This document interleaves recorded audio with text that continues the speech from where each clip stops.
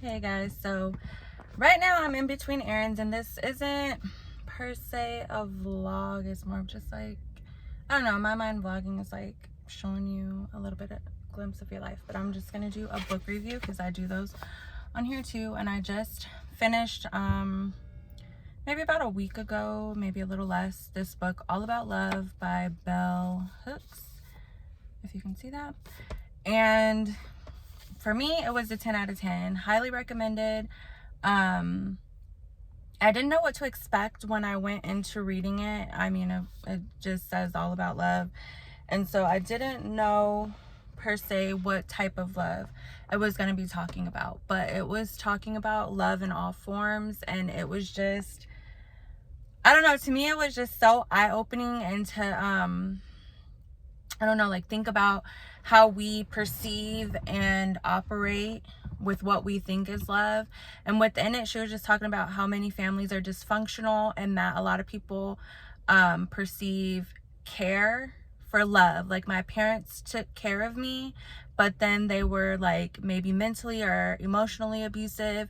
So it just falls into the category of care, because she says there can't be any abuse where there is love. Like, you wouldn't abuse someone that you love, which is like kind of a hard concept if you think about it, because I don't know, the abuse thing kind of borderlines for people, and then we're always taught to like just keep forgiving and just, they didn't mean it, they really love you, they're struggling, and which all those things are true. A lot of people hurt people, and a lot of us, especially I know like in the Black community, just have like this trickle down effect of some form of abuse within our families because of generational curses and struggles and things like that. And it just trickles down. And I think like around my age group, and I'm about 37, yeah,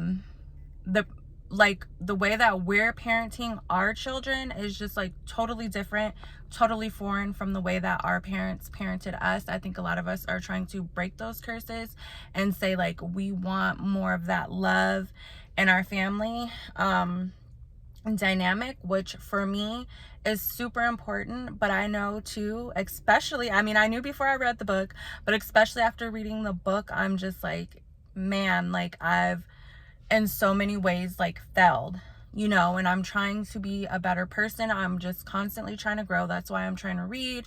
I'm trying to learn, from other people's experiences and things like that. But I don't know, the book just really hit home for me, and to me it was just kind of like a veil being lifted, and you just can't see the unseen, and then you just see kind of like these patterns in your life, which also go with like the dysfunction or function of your family, how you were raised, how you grew up, how your partner, if you're in a relationship, grew up, or if you're in a friendship, how your friend grew up. Any type of relationship, when two people are coming together from, it could be even the same background, because honestly, like how I grew up versus what my siblings see are two different things. We each got different aspects of our parents and different parenting from our parents, because no two people are the same. So what worked for me may not have worked for my siblings. It's 6 of us, 5 of us were basically in the home together, and how we were parented was totally different. The space that my parents were in when they were parenting us was totally different. Like I grew up in a 2-parent home, but by the time my younger siblings came along, they had that for a little bit, but in their like more like informative years, like the late like elementary, I want to say like mid elementary, junior high, high school, when you really need that foundation, my parents were separated, and that was like a struggle or whatever. They had to learn how to like co-parent and have that type of dynamic, and they had to learn how to be their own people too, because let's face it, parents, our adults, are really no different from kids. We just have a little bit more wisdom because of course we've been on the earth a little bit longer, we've seen a little bit more, but sometimes our minds aren't all the way there because of the trauma. So even when you're in the same household, again, you can have different dynamics. And then this book just pointed all that stuff out, and then how we sometimes get into relationships because we're not really told what love is. Like, the author goes into saying, like, we have classes that teach about stuff like, you know, like bedroom activities, or you know, possibly, and which you don't even really have that either, like, but you could go take like a financial literacy class, you could take this, you can take that, but we don't have a class on love.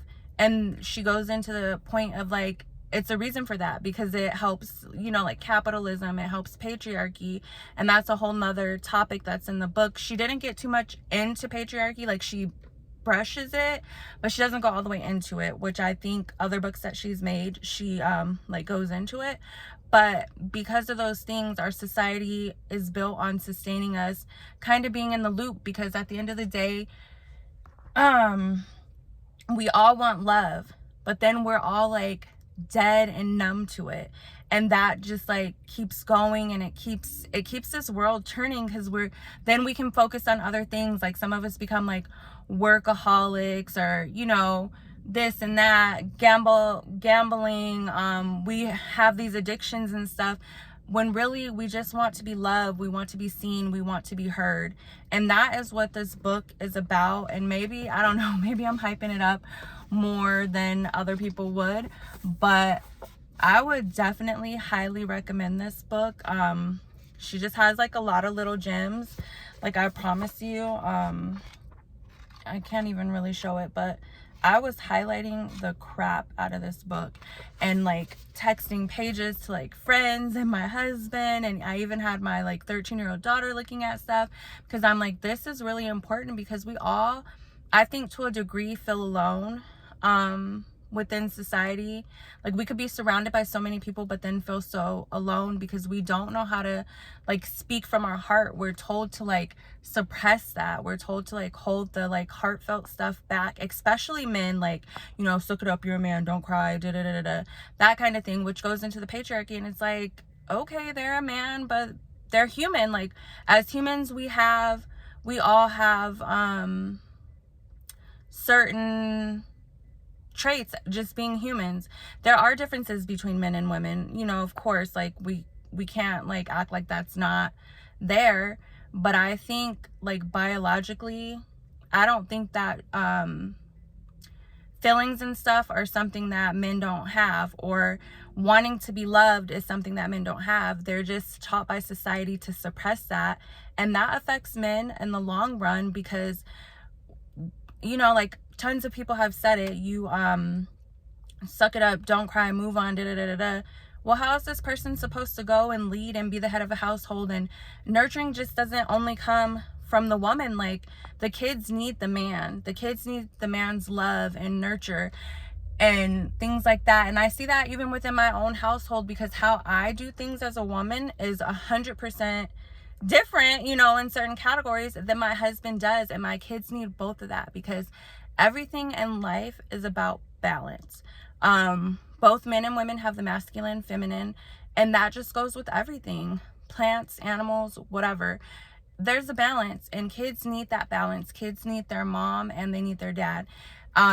Kids need males and females outside of their parents involved in their life.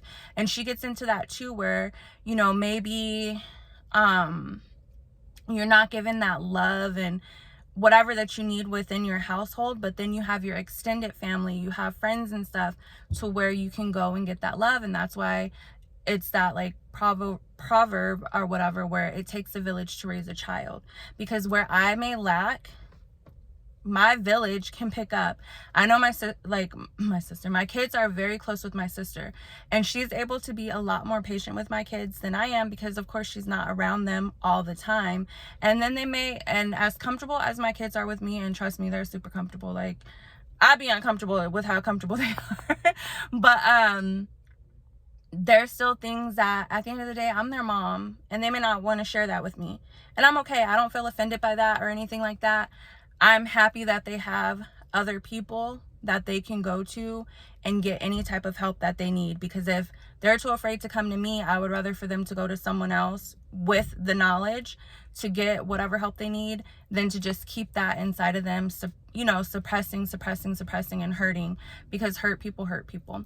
But I'm on a tangent. Overall, this is an excellent book. Highly recommend it for anyone to read.